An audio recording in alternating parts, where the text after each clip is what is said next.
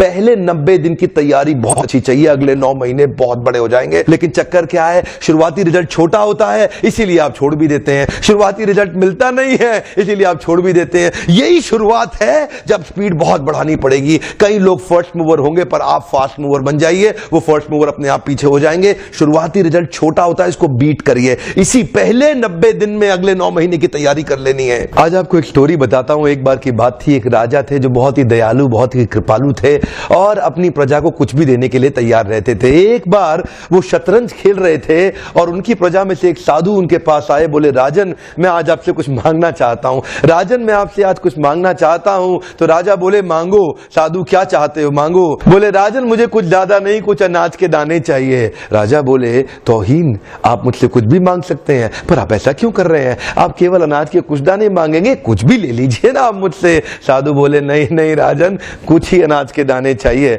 बोले, कितने चाहते हैं आप? बोले, तुम्हारे इस चेस बोर्ड के पहले स्क्वायर में एक दाना अनाज का रख दो और हर बार अगले अगले स्क्वायर में उस दाने को डबल करते चले जाओ। तो 64 स्क्वायर हैं आपके इस चेस बोर्ड पे और हर स्क्वायर पे इस दाने को डबल करते चले जाइए। यानी कि पहले स्क्वायर पे पहला दाना और दूसरे स्क्वायर पे 2 दाने और तीसरे स्क्वायर पे 4 दाने। तो जिस प्रकार मैंने आपको एक कंपाउंडिंग इफेक्ट की स्टोरी बताई, ये दूसरी स्टोरी है। और जानते हैं, राजा ने बोला, क्यों ऐसा कर रहे हैं साधु, आप मेरे पास आए तो कुछ बड़ा मांगिए। ये थोड़े से अनाज के दाने तो आप खुद भी ले सकते थे, किसी से भी ले सकते थे।